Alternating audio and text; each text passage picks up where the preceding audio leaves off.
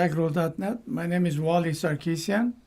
Today we have back again Harut Sassounian, the publisher, and we're going to talk about the new year, 2023, what he predict, and also the dire situation in Artsakh. And so, as you know, today is, I think, it's the 23rd day or 24th day, no food supply, no medical supply, no energy supply, and energy goes on and off for 23 days, Armenia without leader. So Harut, welcome. Happy New Year. Thank you. Happy New Year and Merry Armenian Christmas coming up. Yeah. So I think it's Friday, right? Right. Yeah. Okay, so here is the first question. The siege Artsakh is in today. If Pashinyan 2018 didn't hijack Armenian government, will Artsakh be in this situation?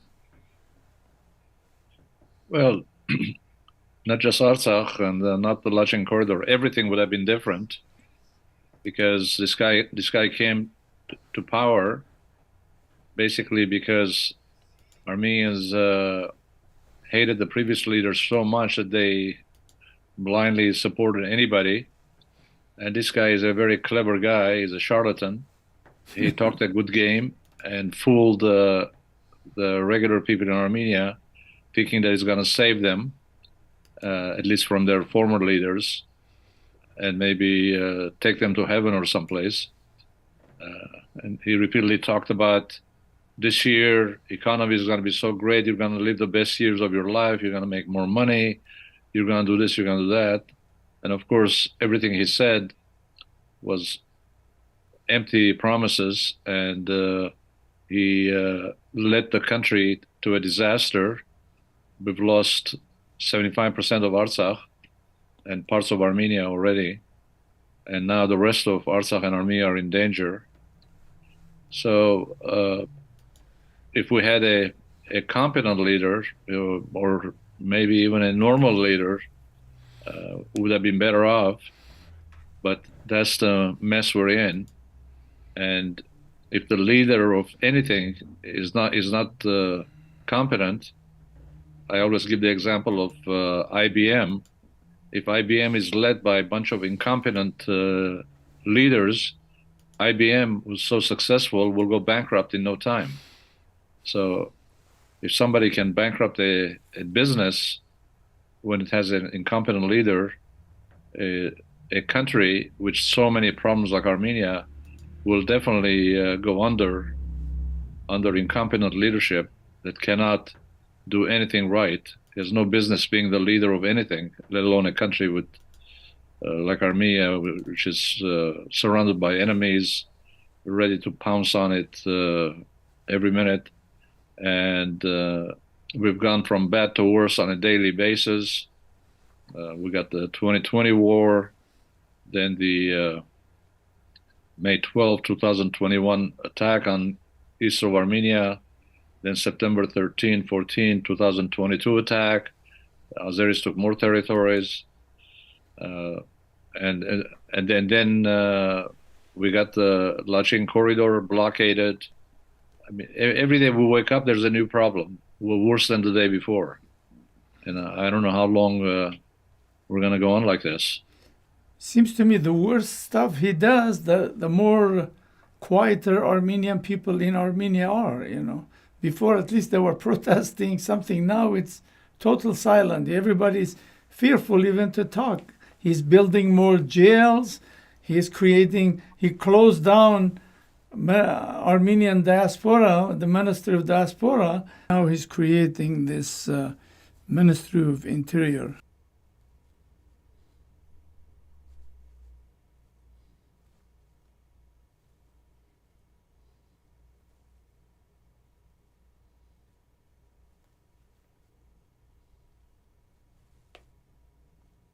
So because he's doing everything how he could control Armenian society. That is correct. He's giving non-stop bonuses to the police for his own protection. He's just buying off people. And now he has the Interior Ministry that were going to be in charge of the police. So they're not an independent group that are concerned with law and order. Their job is to protect Nigel, both from opponents inside the country and even opponents meaning Armenians who disagree with Nigel, who are outside the country. And we saw examples last year when few people came, diaspora activists from Paris and Holland, and they were prevented from entering Armenia. They were held at the Yerevan airport and sent back on the next flight. Yeah. And then we saw other examples also. One very pro-Armenian Russian senator, Zatulin, was banned from entering Armenia. And here's a man who has been supportive of Artsakh and Armenia for the last 30 years, just because he gave one talk where he criticized Pashinyan. That was enough for him to get banned for life. On and on. So it's here's a man who came to power promising harmony and tolerance. Those are his words. And democracy. But in the last 4 years, we've seen neither democracy, nor harmony, nor tolerance. We have a one-man rule, a dictatorship. No one else can decide anything in Armenia except Pashinyan. Yeah. He runs the government. His ministers are not important. They don't even know what decisions he's making, even in their own sphere. They find out after he announces the decision. There's no consultation, no feedback, no letting them know, like the war of 2020 when he signed the document of capitulation. The president of Armenia said he read it in the next day's newspapers. Yeah. Something that important, the president has to read in newspapers. Yeah, You would think that he would be the first person Nigel would call and say, this is what I'm signing, let alone before signing, consult with the foreign minister, with the president, with the parliament, with the constitutional court. He just signed on his own, signed something and gave away a lot of territories, especially the ones in Artsakh, that those territories don't belong to Armenia. They belong to the Republic of Artsakh. He had no constitutional right to give away any territory in Artsakh. And so it's illegal, it's anti-constitutional, and it should be thrown away. And no one should accept it as an agreement signed between Armenia, Azerbaijan, and Russia. And yet, I hardly see anybody raise this point and complain about it, saying that he has no right to sign it. Because people are just quietly swallowing everything. Because he silenced everybody. Like there's nobody can talk. You throw them all in jail and Yeah, if you just protest in Armenia, police grabs you yeah. and hauls you to jail. They beat you up sometimes. And if you're a government employee, you're fired. And they passed a law saying that if you write anything on Facebook, criticize the Pashinyan, you can go to jail. And few people were arrested since then. Now they're passing a new law saying that in case of an emergency, martial law or something, the media are forbidden from publishing any news except just repeating what the government announces. That's another way of silencing any kind of dissent or different opinion or criticism. We're not talking about publishing secrets, national security secrets. That we understand. But this is just publishing an opinion. You can't publish an opinion. You only can do is just repeat what the government puts out. its own propaganda, and we've seen a lot of that in the last 4 years. And if the newspapers and TV and the internet, social media is going to just print government propaganda, why do we need so many media members? We don't need so many newspapers. We don't need so many TV, so many radio, so many social media. All we need is just one newspaper, and that will print what the government says and the government mouthpiece, and everybody will read that, and no one will know what the truth is because the government is not interested in the truth. Like we all remember during the 44-day war in 2020, for 44 days, day and night, we heard nothing but Achteluyeng, we're going to win.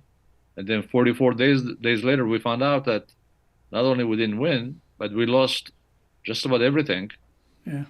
Huge pieces of territory. We lost thousands of soldiers who were killed. We lost over 10,000 that were injured. And since then, it's continuing, the losses. We're still continuing on a daily basis. Azeris are shooting at our soldiers, killing them, wounding them. It's been over 2 years now. We still have prisoners of war, Armenians, in Baku jails. And that's one of the items in the agreement of 2020 that both sides will release the prisoners of war. And Armenia, foolishly, led by Pashinyan, immediately released all of its prisoners. And Aliyev released a few of them. And then Aliyev started putting conditions on releasing some of the rest.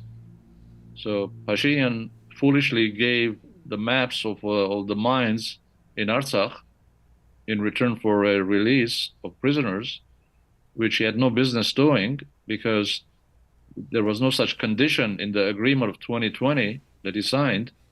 They were supposed to just exchange prisoners of war.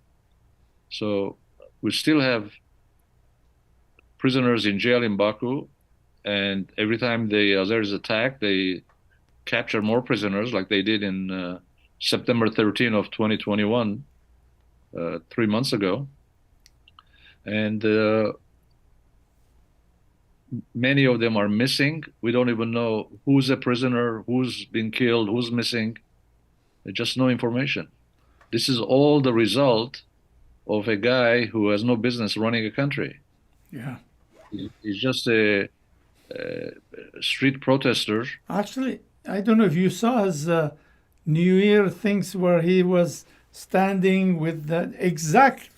I just didn't have a chance to bring those pictures. I'm sure you saw it. He's replicating Erdogan, how he's standing, guards behind him, the flags. And it's just amazing how he's replicating precisely what Erdogan is doing, from vicious police, jails, throwing the opponent in jail. It's exactly precisely he's following Erdogan's steps. Yes, I also noticed something else by listening or reading his speech.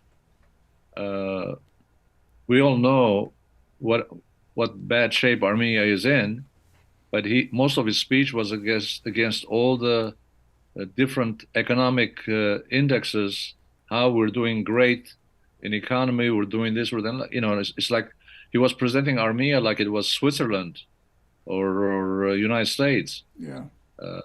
There were people are suffering by the millions. We still are looking for the bodies of the killed soldiers. And the other thing I noticed, which is very important to all of us, is in that long speech he gave, it was a message to the Armenian nation. He didn't use the word diaspora once in his speech, as if the 7 million diaspora doesn't exist. I mean, anybody with a little common sense would have said something, not devote the whole speech to diaspora, but just say a sentence at least. Yeah. I wish the diaspora Armenians a Happy New Year and look forward to working together. Some nonsense like that. He never even thought about the diaspora. And the other thing that's really amazing that no one's saying a word about, like you mentioned at the beginning, Pashinyan closed down the diaspora ministry, and then he appoints some guy from Glendale, Zare Yeah. Sinanian, a total another incompetent, because that's the way it goes. Incompetent people, they appoint other incompetent people like them. And this guy is supposed to be, the title is Chief Commissioner for Diaspora Affairs. He hasn't done a damn thing in 3 years. He's been the Chief Commissioner. And the last few months, we haven't heard a word from this guy, not one word. Uh, I just found out that he secretly flew to Glendale a couple of weeks ago and then flew back. I don't know why he came here. Was it a private visit? Was it a government business? I sure would like to know if the tickets and the hotel were paid by the government. If they were, he should reimburse the government back because he didn't do anything when he was here, and he had no functions. And he did. He has a website that they constantly produce propaganda, but I didn't get a single email from his office that the Sinanian is traveling to Glendale. And Lachin corridor has been blocked now for, I don't know, 24 days or so. And Armenians around the world are going out of their minds, both in Armenia, especially the poor people in Artsakh suffering, deprived of everything. And also millions of diaspora Armenians are scratching their heads, not knowing what to do. There's been protests here and there the last few weeks or days. And where is in all this the famous chief commissioner of the diaspora? This is the time when he should come up with a plan. He should urge the diaspora Armenians to take action, to go and do things here, there, and not one word from him, like as if he doesn't exist and his office doesn't exist. And as I recently said, in any other country, when you have an incompetent official like Sinanian, he would have been fired the same day, long time ago. But how can Pashinyan fire the incompetent Sinanian when Pashinyan himself is incompetent? He's not. He doesn't deserve to be in the seat of the prime minister. Just like the ministers he appoints don't deserve to be ministers, the ambassadors he appoints don't deserve to be ambassadors. We have one of them in Washington who's done nothing during the closure of the Lachin corridor, and Sinanian has done nothing. So we have an entire government that's done nothing, and people keep calling and asking me, what can the diaspora do? Well, we sure care about Armenia. It's our homeland, whether we live there or not. But it's only homeland we all have, and we would like to do anything we can. But we need some direction, some advice, some help, some contact. There's been zero contact between Armenia and the diaspora. I'm not talking just about me. With any Armenian throughout the world. Let me run this. You could see how friendly he is with those guys. Look at that. Does look to you this is enemy to this? Look at that. I mean, this is a picture million. You know, like when they say a picture worth a million words. This is it. Look at that. You know, and so this, and then if you look at here, look at that. When did one day Pashinyan went on TV angrily against Aliyev or Erdogan? Never do that. So this is why this man is a Turkish agent What is Armenians don't understand? I mean, you could see from all the way he acts, the way he does this. The siege of Artsakh is a psychological warfare Pashinyan is playing on Armenian people, so that in few months he will come says, you see, we can't do nothing. We have to sign the peace. This is all. He knows exactly what he's doing. I mean, not a single day. If this was a prime minister, he would have gone call news conference. He would talk to foreign journalists. He would make big noise. Just a few minutes ago, you said, but he's doing nothing. He's just, as you could see, he's in the plane, traveling, enjoying, and he doesn't even travel alone. He takes his wife and kids, everybody. So every time he travels, it costs Armenians $10 million. Look at that. He's enjoying life.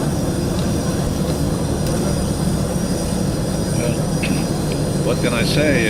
It's a disaster for, it's the saddest part is just one man who sits in the seat of prime minister can make 10 million Armenians around the world completely miserable, Yeah. complete failures, and just destroy everything. We're an old nation. We've been around thousands of years, and we've survived massacres, genocide, invasions, conquest, Mongols, Arabs, Persians, Ottomans, you name it, and we've survived despite all of this setbacks.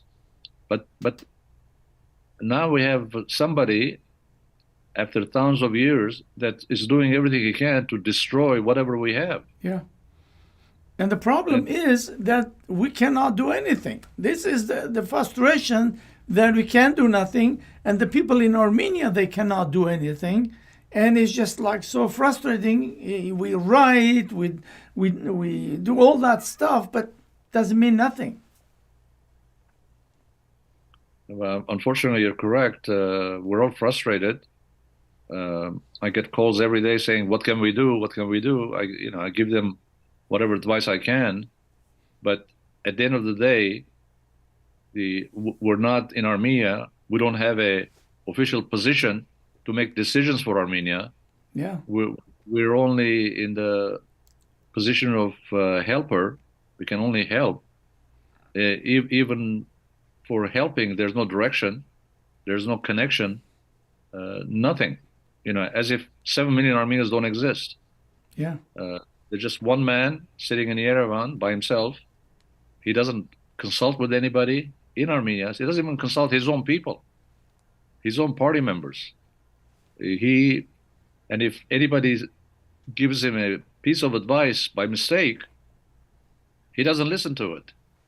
So it's useless giving him advice because he thinks he doesn't need advice. He put all this on people, give them positions, salaries.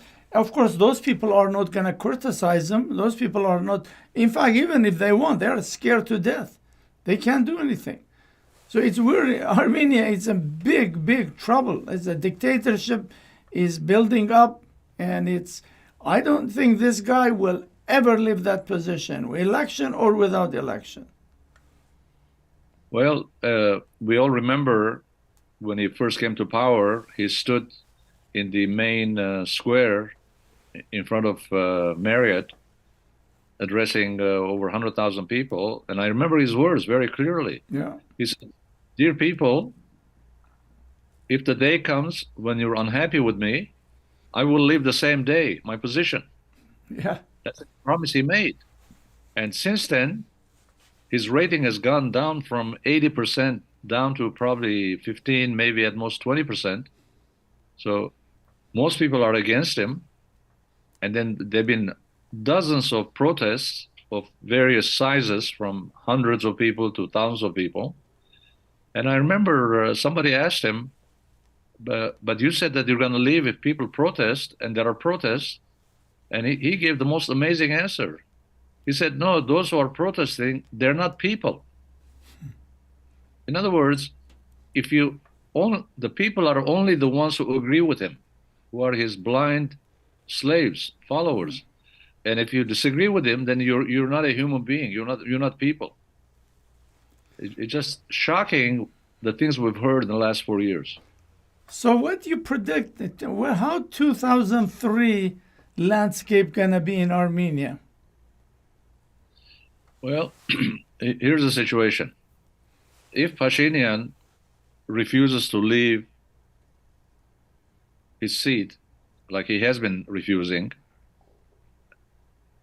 the best solution would be for him to just leave immediately. And then anybody who comes, no matter who they are, can't be any worse than this guy. Can only get better or the same. But if he doesn't leave, then it's going to be continuation or what we've been seeing. So let me spell that out. Aliyev and Erdogan, they're not stupid. They see that Armenia is a tiny little country with no strong military, and they see a leader in Armenia, Pashinyan, who's incompetent. So Aliyev and Erdogan, they're not stupid. They see these things. So what do? They do what's in their interest. They keep asking for concessions from Pashinyan. First, they just daily threats, warnings. Then they go from threatening to action. They invade Armenia, and all they get is more concessions, more concessions. Erdogan and Aliyev will never say, "Listen, we won the war. We did so much damage, billions of dollars of damage to Armenia and Artsakh. Okay, we're happy, we're satisfied. Let's not do any more." They will never say that. When they see somebody in front of them constantly conceding more and more, they're gonna keep asking more and more until there's nothing left. They have These big people, appetite. they have no limit. And I mean, we hate it because they're our enemies, but from their point of view, you understand what they're trying to do. It's very sad. It's sadly they want to push this to the bitter end. Yeah. And your question to me, what will happen in 2023? Well, it's gonna be more of the same, and from day to day, it's going to go from bad to worse. More concessions, more losses, and that's what we're going to see. Unfortunately, I don't say any of those things with joy. It's very sad. We're all upset. We're all around the world living probably the saddest days of our lives. We suffered a genocide over a century ago, and we had not even overcome that tragedy. We keep commemorating, talking about it, and making demands. So now, on the top of the genocide, that's a big pain in our hearts that doesn't leave us. Now we have a new tragedy in our own days and time. We always think, oh, how did the genocide happen?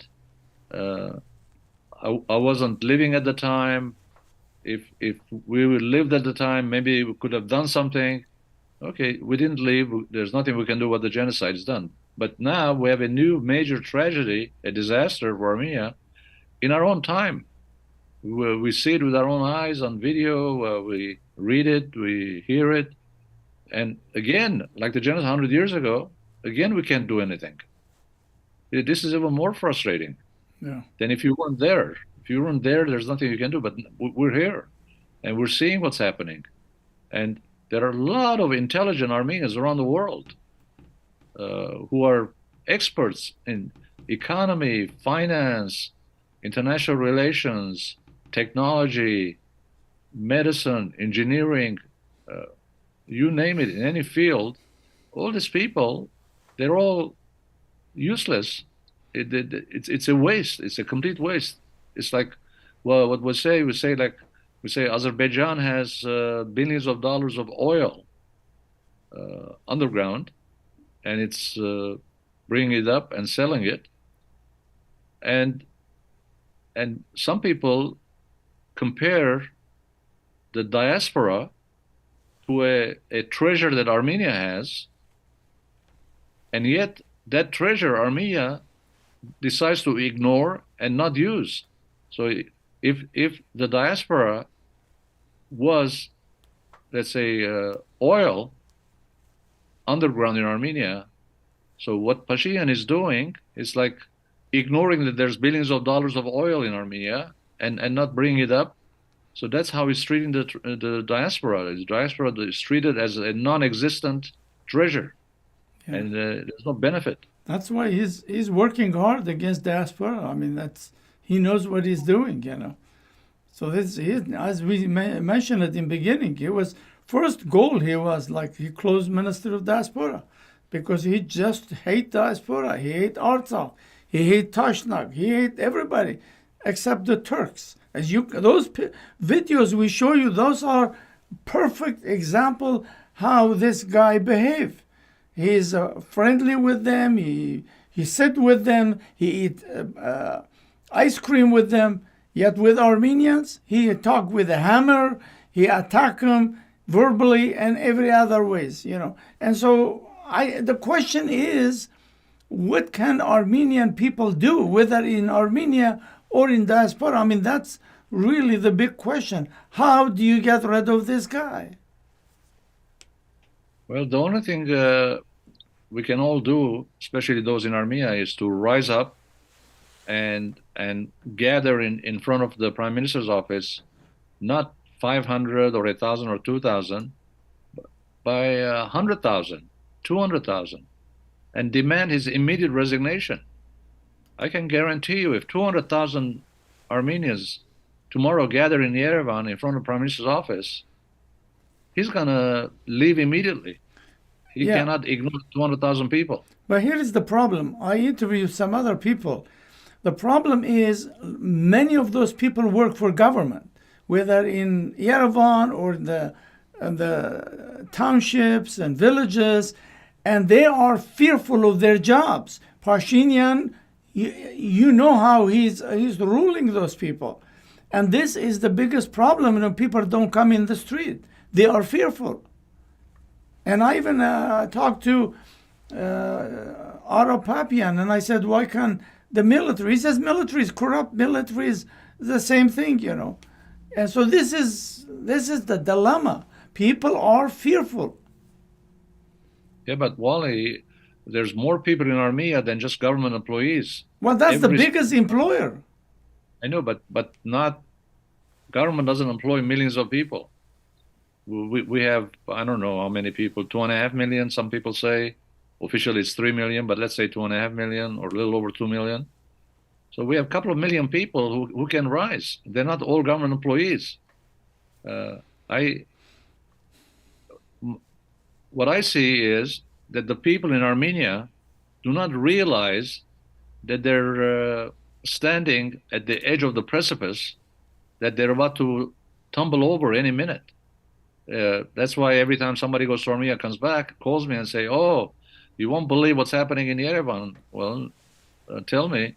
They say the restaurants are full; they're sold out. You can't even get a seat in.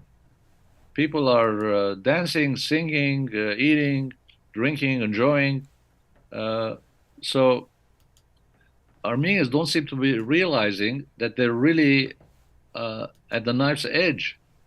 And I keep saying for months now, people wake up, take action, get rid of this guy, because if you don't do it, pretty soon the Azeris and Turks will be in Yerevan knocking on your door. And as we saw a couple of weeks ago, Aliyev again repeated, Yerevan is a Azeri town, and Syunik is Azeri, Lake Sevan is Azeri, everything Azeri.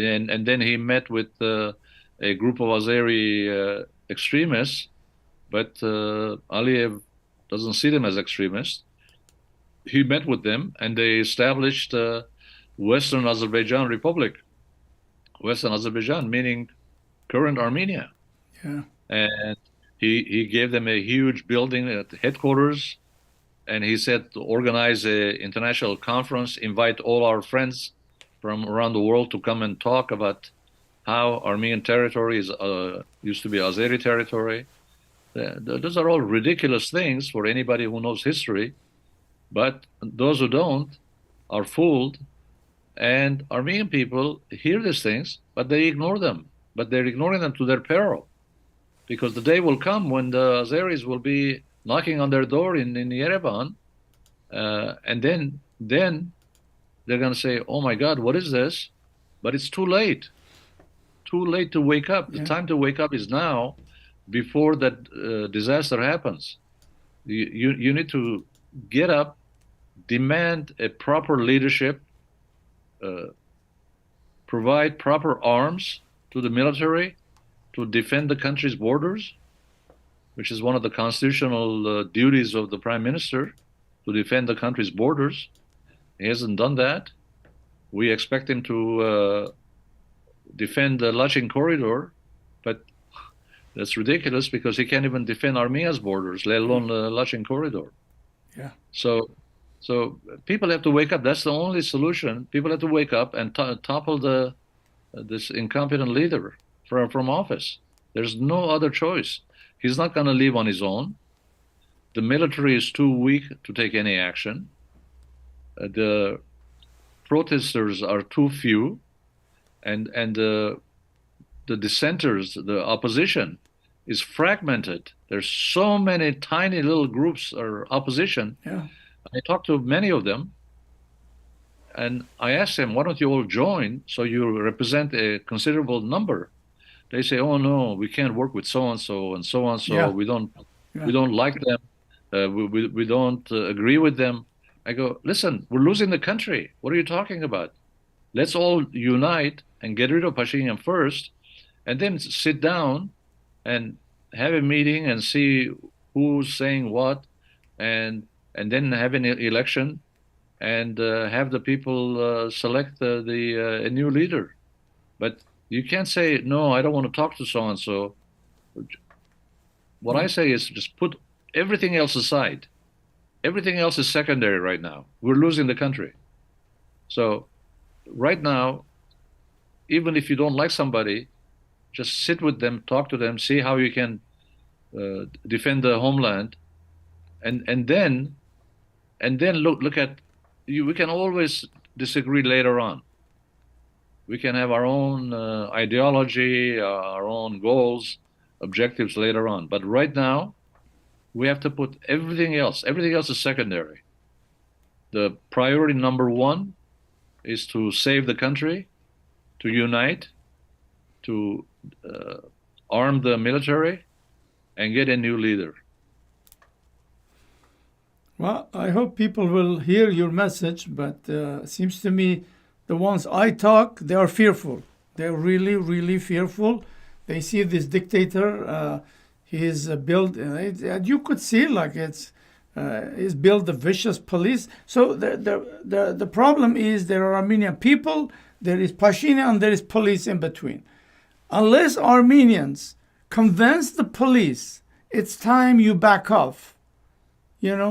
Somehow, some people, they need to talk to the police. Say, we're losing our country. You need to back off. We need to arrest this guy. Well, Pashinyan has bought the police by constantly raising their salaries and giving them bonuses, constant bonuses. Every 6 months. To buy their protection. And I should remind everybody who doesn't remember that Pashinyan is a guy, when he first became prime minister, he used to ride a bicycle to the prime minister's office. He came to the office on a bicycle. Now, in the evening when he's about to go home, if he puts 1 foot out the building, 1 foot, there are hundreds, if not thousands of police to protect him. Yeah. And then a couple of weeks ago was another ridiculous thing we saw. We saw a picture of Pashinyan with his wife walking downtown Yerevan. With empty street. With nobody around them, like no security guards. Well, somebody wrote about that picture, say they pulled all the security guards aside so that they can have a picture taken by themselves. Yeah. So to show people that they're not afraid of walking by them, these people are not going to take one step by themselves. No. They're going to be not just security guards, hundreds of police protecting him, defending him. So we're long ways away from the days when he came to work on a bicycle. Yeah. Now he doesn't even go by car, he goes by a motorcade. Dozens of cars with police in front, police in the back, police closing all the side streets. And He's they I killed that poor woman months we ago, and nobody gave an account for the death of that beautiful Armenian woman. yeah. Uh, yeah. It's just mind-boggling, like we run out of words, what to say because he really psychologically he's fighting this psychological warfare with Armenian people, and but the interesting is people still think, every time you talk to them, the first thing they say is, "Oh, you want the foreigners to come?" Like there is no one else in Armenia. The foreigners you wanted to come. How do you Well, talk to them? you remind me. Yes, I hear that all the time. You're against Pashinyan, you're defending the former. I tell them, let me explain to you what you really are saying and see if that makes sense to you. What you're saying is that the Armenian nation of 10 million Armenians around the world only has four people out of the 10 million who can run the country. Levon Bedrosian, Robert Kocharian, Serge Sarkisian, and Nikol Pashinyan. Out of those four people, nobody else can run the country. So if you're against the current leader, you must be for the former ones. Well, then I asked them, okay, if that's what you're saying, now nobody's going to live forever. So those four people, one day they're going to pass away. When these four people one day pass away, does this mean that nobody will ever be able to replace them, come to power? So Armenian nation, from now to hundreds of years in the future, will be left without a leader. That's what they're saying. If they think about it, Yeah. that if you're not for now, I'm saying no. I'm opposed to all four of them. We need new blood, new leaders, intelligent, capable, competent people, and we have them. It's not that we don't have them. It's just that they're not allowed to come to power. Anybody who has a different opinion is silenced Yeah. and jailed and prosecuted. Now, one time I made this.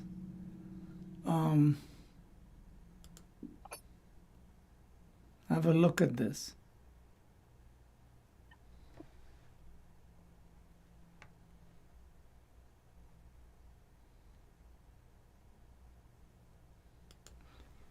So why are we Armenians always have these tragedies?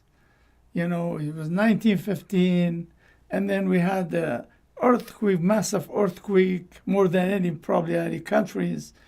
And then we have now this evil Pashinyan came, and literally now Armenia is back to 1992. Everything that was built, succeeded, liberated, all that stuff, he pushed everything back to 92. And it's like sometimes I think, why are Armenians, it's always have these tragedies? Because Pashinyan to me is a tragedy. Well, the only thing I can tell you is that we're all very proud of being Armenians, of course, and we have a lot of intelligent people. But throughout our entire history of thousands of years, Armenians have one big weakness. That is their lack of knowledge or expertise in diplomacy or politics. We are not good diplomats. We do not follow what goes around the world. And we don't have leaders who can make proper decisions to defend the interests of the country. Every country defends their own interest except us. Yeah. And we expect other people to defend our interest instead of us. If you don't defend your own interest, How can you expect anybody to defend your interest? Yeah. They cannot be more pro-Armenian than Armenians. Yeah, So they we keep blaming Russians and Americans and British didn't come help us. Like, like you have to help yourself. we've blamed the people for thousands of years. Yeah. We blamed the Persians, the Byzantines, the Romans, the Russians, the Ottomans, the Azeris now. Uh, now everybody is saying, "Oh, the French will save us, the Americans will save us," and then some people start saying because they heard a couple of positive comments from Iran, Iran will save us. The sad part is that we keep looking for a new savior every few months or every few years. If one doesn't save us, then we turn to somebody else, and that doesn't save us, disappoint us, we turn to a third, fourth, fifth savior. We're constantly expecting an outsider to come and save us. It doesn't sink in our heads that for thousands of years, no one has ever come to save us. No one. They committed genocide against us. They destroyed our cities, massacred our people, conquered. Nobody came to our rescue. Yeah. If you're not going to rescue yourself, nobody else will because they are not interested in protecting you. They only protect their own interests. And We're like, don't be disappointed because everybody works for their own interest. We're the only ones don't realize our own interests, and we think others are going to save us. well, I'm just gonna leave it. We're just it's close to 1 hour. I'm gonna just let you say the last words and we'll close it. But you were supposed to 2023. We're gonna talk about you, your history, your story, all because you spent all your life. So I just wanna. We have some program talking about your story, but I just give you the last word. Say it, and then we'll talk after. Well, our situation is so sad that we're really not in a mood to tell stories or celebrate New Year or Christmas, birthdays, anniversaries. It just we can't be sidetracked with our major situation, which is disastrous, and we need to see something change before we lose everything. So we can talk about a lot of things, and I'm glad right now we talked about what we did because that's the most urgent, most important priority for us: how to rescue a sinking ship. And I say this with great sadness because we are a ancient people, ancient civilization. We have a lot of smart people in all fields, and we just have to find the right people to lead the country, to get rid of the ones who are incompetent, who are setting the country back on a daily basis. Right now, we're all talking about the Lachen corridor. Yes, it's very important because we have 120,000 Artsakhs who are deprived of everything. But sadly, even that is not end of the story. Tomorrow or next week, we wake up, there's going to be a new disaster facing us. Azeris and Turks are not going to give up. They're going to continue extracting concessions from a weak country with a weak leader. They're doing what's in their interest. Yeah. It's time that we wake up and do what's in our interest.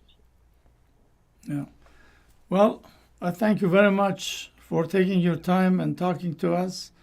And yes, we are all depressed. I don't think we care about New Year and all that stuff because when you see like 120,000 people are under siege, no food, no medicine, and they're cutting off their electricity every day. It's a very, very sad situation, but we are just hopeless. We just don't know what to do. And so this one man is holding 10 million Armenian hostage. Basically, just one man is holding, and you cannot convince those Armenians in Armenia that you gotta get rid of this guy, because they have obsessed with this. Oh, you want it? I'm just repeating this. You want the former to come. Like, as you mentioned, there are 10 million Armenians, but what do you do? Anyway, I thank you for coming. Thanks for our viewer, and we'll see you in next episode. Have a nice day.